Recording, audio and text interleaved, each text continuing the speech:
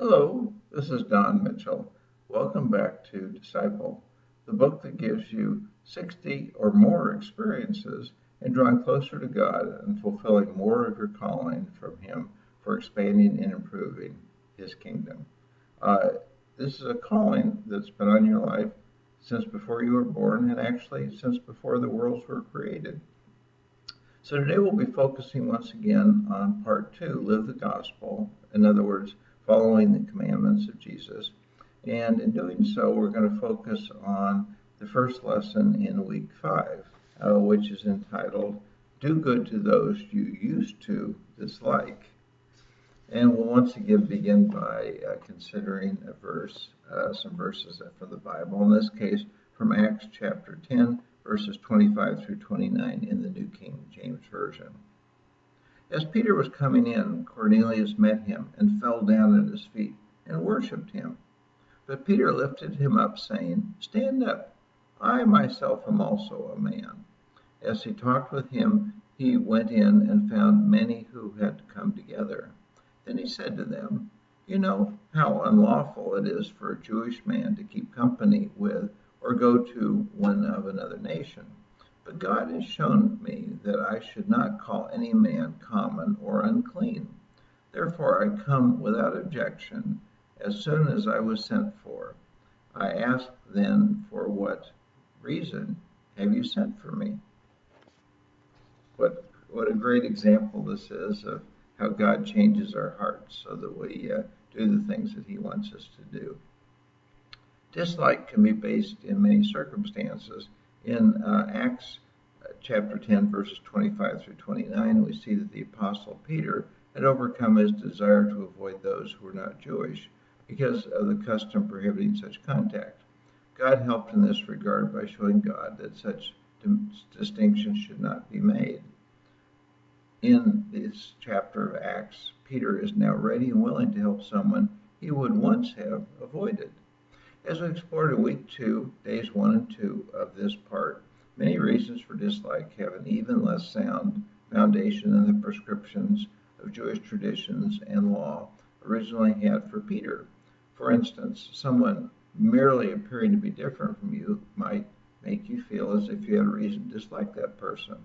As an example, you might have been brought up to believe that wearing certain kinds of clothes, such as those that are too revealing, reflects poor morals.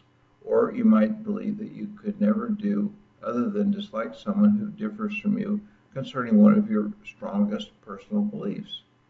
Someone who even speaks more loudly than you prefer could also stimulate a sense of disliking in you. Three kinds of experiences can help you overcome such dislikes.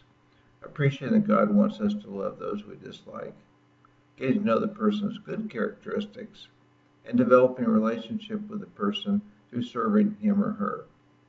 Let's begin by appreciating that God wants us to love everyone. If you search the New Testament, you won't find a place where Jesus said that it was all right to do anything other than love everyone, regardless of whether there is or might be something offensive about the person. So, having worked on overcoming our dislikes, we need now to focus on doing good things for those we once had on our bad lists. As you do, keep in mind that simply forgetting the reason we once disliked someone is a great way to become more willing to do good things for her or him. Remember that we are directed by Jesus to go beyond merely doing what's expected, even for those who mistreat us. As an example, consider Luke chapter 6, verses 29 and 30, as quoted in the New King James Version. To him who strikes you on the one cheek, offer the other also. And from him who takes away your cloak, do not withhold your tunic either. Give to everyone who asks of you, and from him who takes away your goods, do not ask them back. After reading these verses, it doesn't take much imagination to realize that Jesus called for doing good to someone you once disliked. Keep in mind that doing good can then help you to begin establishing a loving relationship. In many instances, those you once disliked were aware of your prior attitude. As a result, it will take more than just stopping any hostile actions and disgusted facial expressions to reach the point where you would normally be with someone you had just met. So your good actions will benefit the person you formerly disliked as well as you by establishing the right kind of relationship now that your attitude has been transformed. To overcome any reluctance that you have to help those you used to dislike, the following questions are intended to give you a fresh start in thinking about and doing good for them. First, when have you directly or indirectly provided or done something good for someone you previously disliked? Second, how did such experiences affect your love for and relationships with the people you helped? Third, what has kept you from more often sacrificially helping those and other such people? Fourth, what would have to change about your thinking and behavior to feel more loving towards more people you used to dislike while actively providing benefits for them? Fifth, who among those you used to dislike can you do something loving for today for the very first time?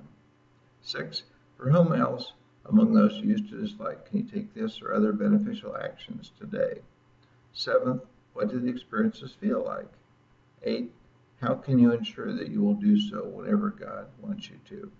And now let me give you the week 5 memory verse.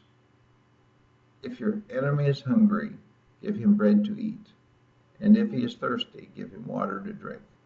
And this is excerpted from Proverbs chapter 25, verse 21 in the New King James Version. So thank you so much for your attention. I'm sure this lesson will be a great blessing to you, and I look forward to hearing more about that. And I look forward to speaking with you again in a future lesson of Disciple. Take care for now. Goodbye.